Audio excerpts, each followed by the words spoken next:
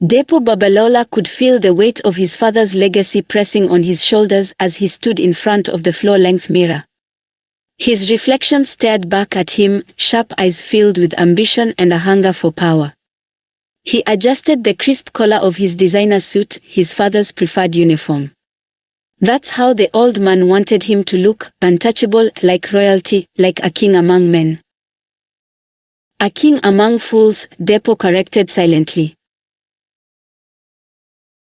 The political dynasty he belonged to was powerful, stretching back decades in Lagos and throughout the southwest region. His father, Chief Babalola, was a revered man, feared and loved in equal measure. But for Depo, being the son of a king only meant that he was always fighting to be more than a shadow. For years, Depo had tried to carve out his own identity, separate from the political machine his father had built. Yet, no matter how many deals he made or enemies he crushed, the comparisons never ceased. The whispers from other politicians, media figures, then even his own associates would follow him wherever he went. He's not like his father. He doesn't have the old man's fire. Tonight was different, though. Tonight, he would show them. Elysium, the most exclusive nightclub in Lagos, was not just a playground for the rich and powerful. It was where alliances were made and empires were destroyed. He had invited the most influential people from across Nigeria's elite, all under the guise of celebration.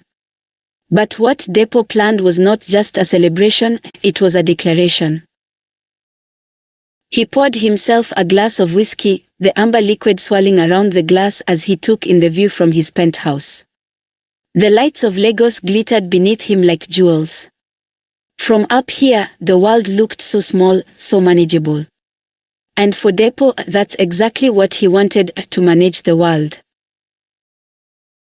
A soft knock on the door pulled him from his thoughts.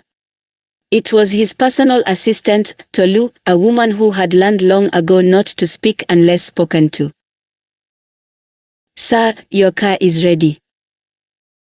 Depo nodded without looking at her. He had no time for pleasantries. Tonight, everything had to be perfect. He would remind Lagos and his father why Depo Babalola was not just a son of a king, but a king in his own right. If Depo was fire, Colonel Adegbite was ice. While Depo basked in the attention and adoration of Lagos society, Colonel moved in silence, building his tech empire with the precision of a chess master. His company, QuantumNet, had quickly become one of Nigeria's largest tech firms, breaking boundaries in artificial intelligence and financial technology. He had started small, a simple app developer in a market dominated by Western giants. But Colonel had never been one to think small. It wasn't luck that got him here. It was strategy. He sat in the back of his bulletproof Range Rover, tapping away on his tablet, reviewing the details of a new acquisition deal. His mind was never idle, always calculating, always planning for the next move. While others partied and celebrated, Colonel secured wealth and power. He had little time for indulgence. But tonight, he would indulge. For one night, Colonel would step away from the calculations and the meetings and join Depo at Elysium. The club's exclusivity appealed to him, its secrecy, its layers of security. He liked places that reminded him of the game he played every day in business, complex and dangerous, but ultimately controllable. Colonel was not naive.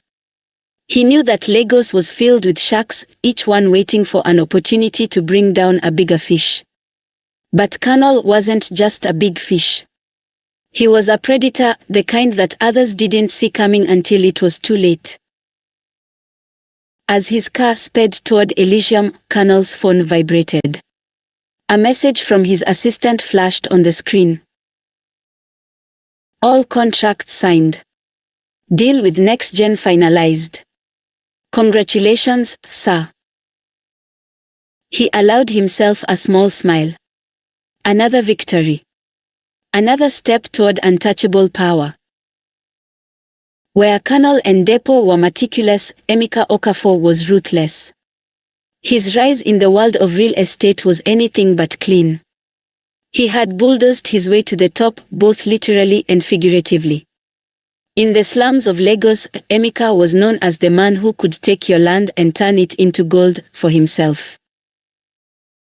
Emeka didn't build homes. He destroyed lives. Whole communities displaced overnight because of a contract signed in a smoke-filled room or a bribe paid to the right official. He wasn't proud of it, but he wasn't ashamed either. It was business, and in business, only the strong survived.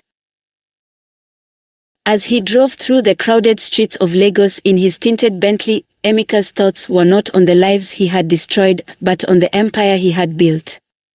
His portfolio was filled with skyscrapers, luxury hotels, and shopping malls that bore his name. But the man behind the empire remained a mystery to many. Few knew Emeka personally, and that's how he liked it. Tonight, he would allow himself to be seen, but only briefly. Elysium wasn't just a nightclub, it was an opportunity. And Emeka never missed an opportunity. He checked his Rolex. There was still time. He reached into his jacket pocket and pulled out a small vial of liquid, the latest offering from his personal supplier. Emeka wasn't much for drugs, but this one gave him a sharp edge, kept his mind clear while his body felt invincible. He took a sip, feeling the familiar rush as the liquid hit his bloodstream. By the time he reached the club, he would be unstoppable. Turned Bello's rise to fame had been meteoric. In just 5 years, he had gone from performing at weddings and local clubs to headlining international concerts. His music, a fusion of Afrobeat, highlife, and hip-hop, had captured the hearts of millions. But with fame came temptation. Women. Money. Power. It was all too much, too fast. And Tand had indulged in all of it. His life had become a blur of parties, drugs, and women who worshipped the ground he walked on. Yet, despite the chaos, Tand never lost his focus. His music was his lifeline, the one thing that grounded him in a world that had become a fantasy. Elysium was his playground. He had performed there countless times, each show more electrifying than the last. But tonight, he wasn't there to perform. He was there to celebrate, to drink, to bask in the adoration of the crowd. Lagos loved him, and tonight, he would remind them why. As his entourage escorted him into the club, Tand felt the familiar rush of excitement. The lights, the music, the energy of the crowd, it was intoxicating. But there was something different about tonight. Something darker, something unsettling. Tand pushed the thought aside. Tonight was not a night for fear. It was a night for celebration. Of all the men, Jide Oluwesian was the most unpredictable. The youngest son of a wealthy family, Jide had never wanted for anything in his life. His father's money had paid for the best education, the finest clothes, and the fastest cars. But for Jide, life was about more than just wealth. It was about thrill. While the others built their empires through hard work and strategy, Jide spent his days chasing danger. Gambling, racing, fighting, anything that got his blood pumping. He thrived on chaos, and Lagos was the perfect city for a man like him. It was chaotic, unpredictable, and filled with opportunities for those who didn't mind getting their hands dirty. Jide didn't care about power or legacy. He cared about one thing, winning. And tonight, he intended to win. At what? He didn't know yet. But Jide never entered a room without the intention of walking out victorious. As he stepped into Elysium, Jide could feel the energy in the air. This was his world, a world of excess and indulgence, and he was its king. But even kings had to be careful. There was always someone waiting to take the crown. As the 5 men entered Elysium, each of them was unaware of the storm brewing around them. They were powerful, untouchable, or so they believed. But power had a way of attracting attention, and tonight it had attracted the wrong kind. Lola watched from the shadows, her eyes scanning the room. She had seen men like them before, arrogant, entitled, thinking they could take whatever they wanted without consequence. She smiled to herself. Tonight they would learn that some things, once taken, could never be returned. Lola had watched men like Depo, Colonel, Emeka, Tand, and Jide her entire life, rich, powerful men who thought themselves invincible. They had lived their entire lives untouched by the struggles that plagued ordinary people. To them, women like her were disposable, conquests or mere pawns in their game of power. But what they didn't know was that Lola had her own game. A game with higher stakes. From her corner in the dimly lit VIP section of Elysium, Lola sipped her champagne, her gaze never straying far from the 5 men who had just entered the club. Her movements were careful, calculated. She was patient, had been patient for years, waiting for this moment. Everything she had done, every step she had taken, had led her here. In the world she lived in, vengeance wasn't just a fleeting thought, it was a carefully crafted art. And tonight, she would begin her masterpiece. Lola wasn't just any woman. Her lineage traced back to ancient times when the gods of the Yoruba pantheon still walked among men. Her great-grandmother had been a high priestess, feared and revered by kings. The power that ran through Lola's veins was a gift, or a curse, depending on how one chose to see it. Men had always underestimated her. That was their first mistake. Their second mistake would be far more costly. As the music pulsed through the club, Lola let her mind drift back to the beginning, back to when her journey toward revenge had truly begun.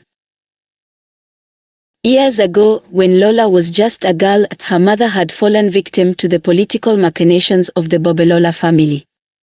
Depo's father, Chief Babalola, had been an ambitious young politician at the time, when Lola's mother was merely an obstacle in his rise to power. She had trusted him, believed in his promises of love and protection. But in the end, she was left broken and humiliated, cast aside when her usefulness ran out. Chief Babalola had moved on, unscathed, while Lola's mother had been left to pick up the pieces of her shattered life. The weight of her mother's betrayal had never left Lola. She had spent her entire childhood watching the powerful men of Lagos destroy lives without a second thought. It was then that she had made a vow she would never be powerless again. She would rise, like the phoenix, from the ashes of her mother's suffering. And tonight, she would start with Depo. Depo leaned back in his plush seat, the bass from the music vibrating beneath him. His glass of whiskey was half empty, and the night was still young. The celebration had just begun, and already the room was filled with Lagos' most influential people. He had gathered them here not just for show, but to remind them who truly ruled the city. He glanced across the room and spotted her, Lola. Her beauty was striking, her dark skin glowing under the club's neon lights. She moved with a quiet confidence that caught his attention immediately. Depo had seen many beautiful women in his life, but there was something about Lola that intrigued him. She wasn't like the others who fawned over him, desperate for his wealth and status. No, Lola seemed different. With a nod to his bodyguard, Depo stood and made his way toward her, his eyes never leaving hers. As he approached, Lola offered him a coy smile, her lips curving in a way that sent a jolt of excitement through him. Depo Babalola, he introduced himself, holding out his hand. I know who you are, Lola replied smoothly, her voice as soft as silk. She placed her hand in his, but there was no submission in her gesture. Instead, there was power, an unspoken challenge. Depo liked challenges. "I don't believe we've met before," he said, his gaze never leaving hers. "We haven't," she said, her smile deepening. "But we will."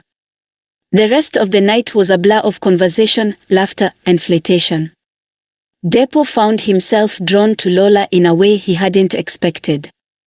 There was something magnetic about her, something that made him want to possess her, control her. But he had no idea that in this game, it was Lola who held the cards. As the night drew to a close, Depo leaned in closer to her, his voice low and suggestive. "Let's get out of here." Lola smiled, a dangerous glint in her eyes. "Lead the way." The next morning, Depo woke up in his penthouse, the events of the previous night swirling in his mind. His head pounded from the alcohol, but the memory of Lola lingered. He reached out to the side of his bed, expecting to find her there, but the space was empty. Confused, he sat up, rubbing his temples. He could still smell her perfume in the air, but there was no sign of her. Not even a note. Depo didn't like being abandoned. He swung his legs over the side of the bed and stood, only to feel a sudden sharp pain shoot through his lower abdomen. He gasped, clutching his stomach as the pain intensified. Panic set in as he staggered to the bathroom, his heart racing. Standing in front of the mirror, Depo pulled down the waistband of his boxer shorts and froze. His manhood was gone. He stared in horror at the smooth, flat skin where his genitals had once been.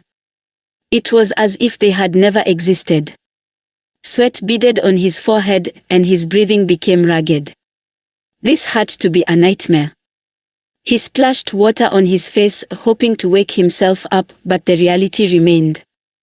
Depo stumbled back from the sink, his mind reeling. What had happened? How could this be possible? He thought back to the night before, to Lola. There had been something unusual about her. But surely she couldn't be responsible for this. Or could she?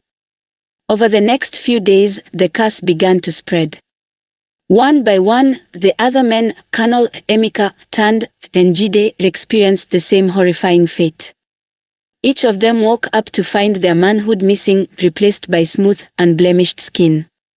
Colonel, the calculating tech mogul, was the first to notice the pattern. He had always prided himself on his intelligence, and it didn't take long for him to realize that all 5 of them had been with the same woman, Lola. But even with his sharp mind, Colonel had no way of understanding the supernatural force at play.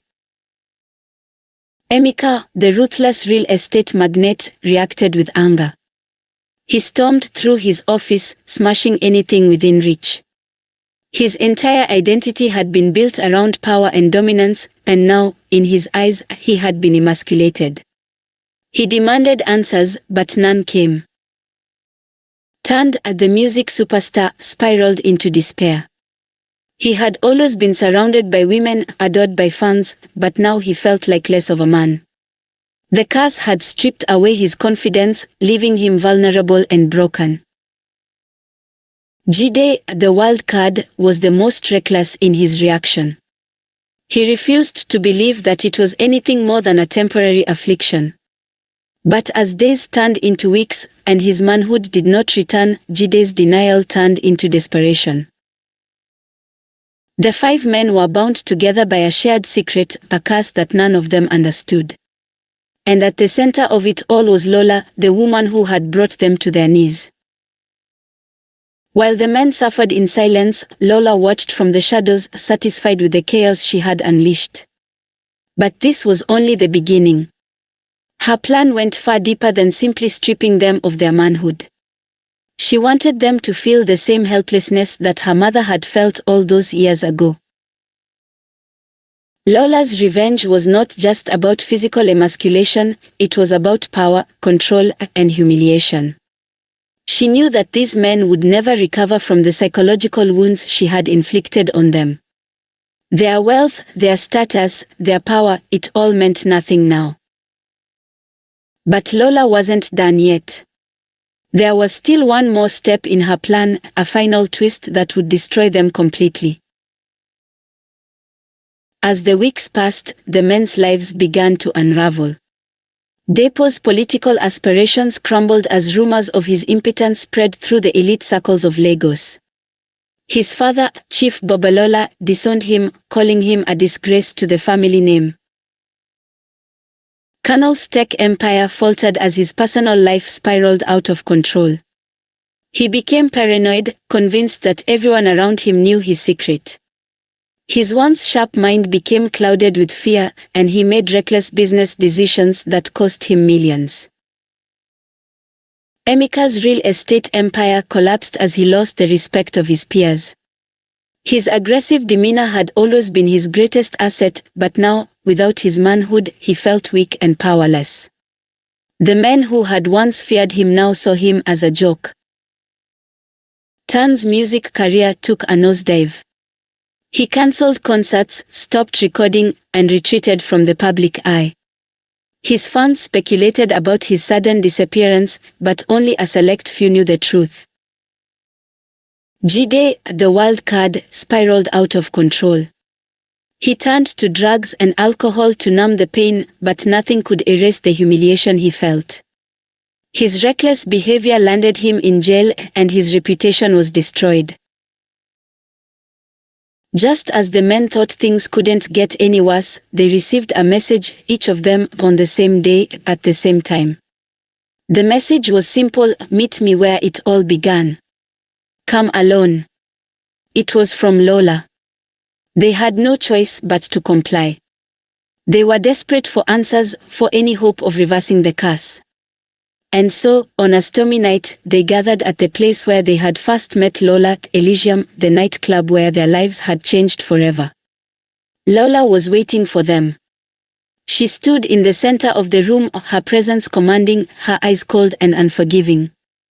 "You thought you could use me," she said, her voice echoing through the empty club. "You thought you could take whatever you wanted without consequence. But now, you see what happens when you cross someone like me." Depo stepped forward, his voice trembling with anger. "What do you want from us?" Lola smiled. "I don't want anything from you. I've already taken what I needed." Colonel, always the strategist, tried to reason with her. "We can fix this.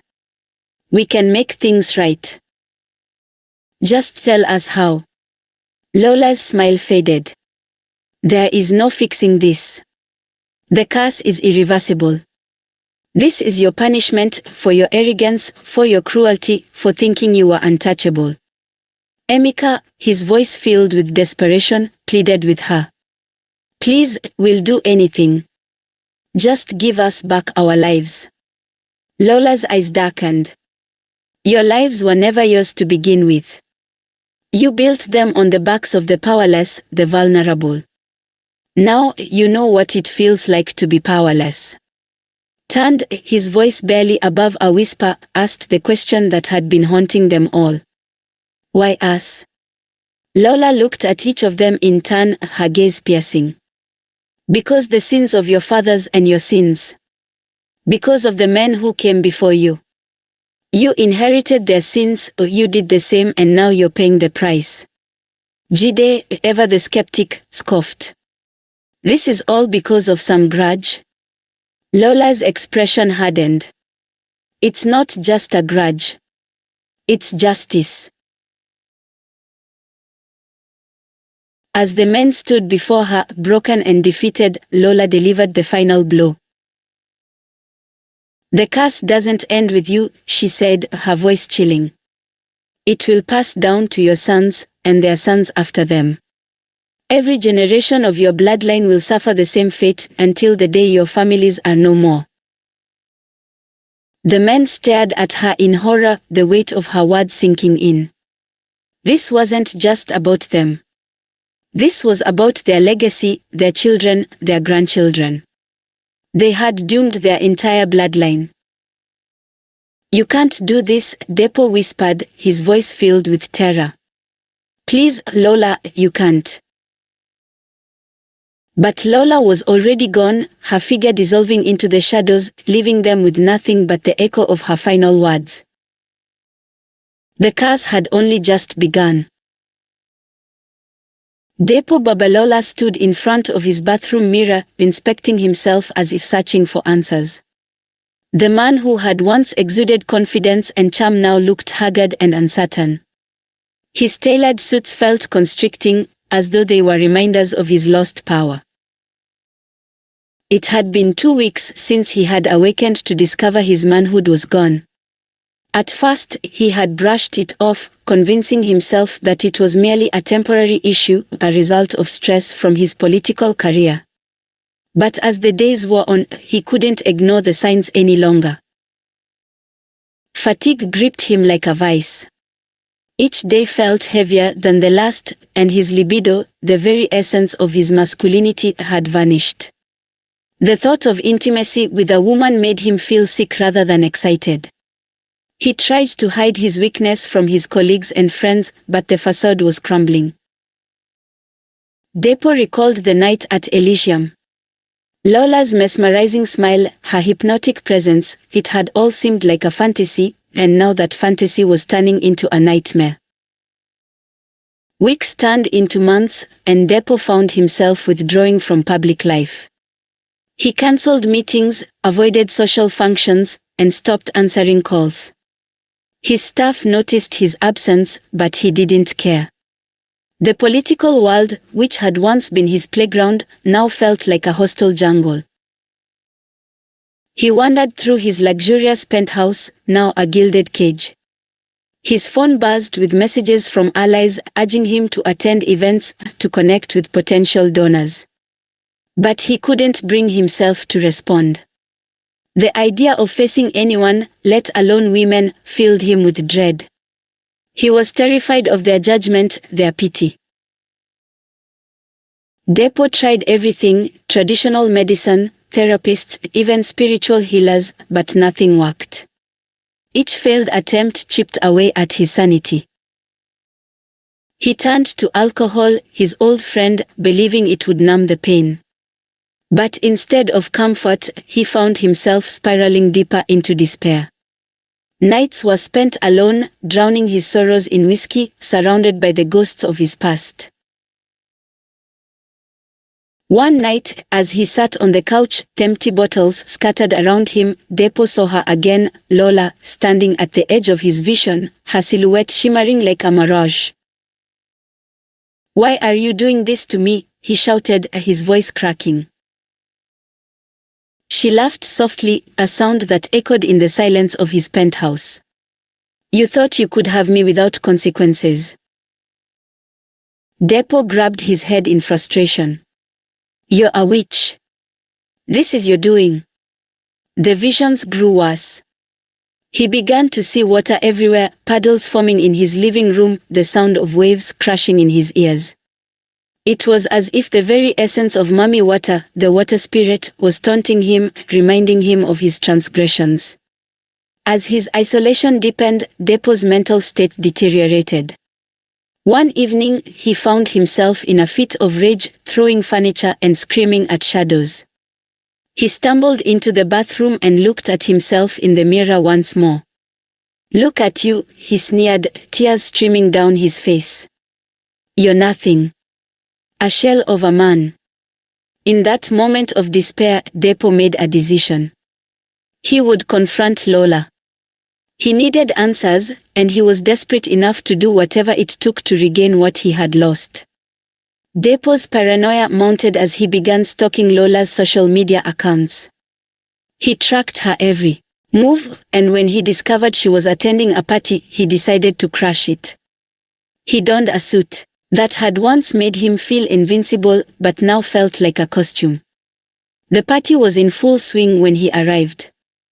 Dressed in black, Lola stood out like a siren amidst the crowd.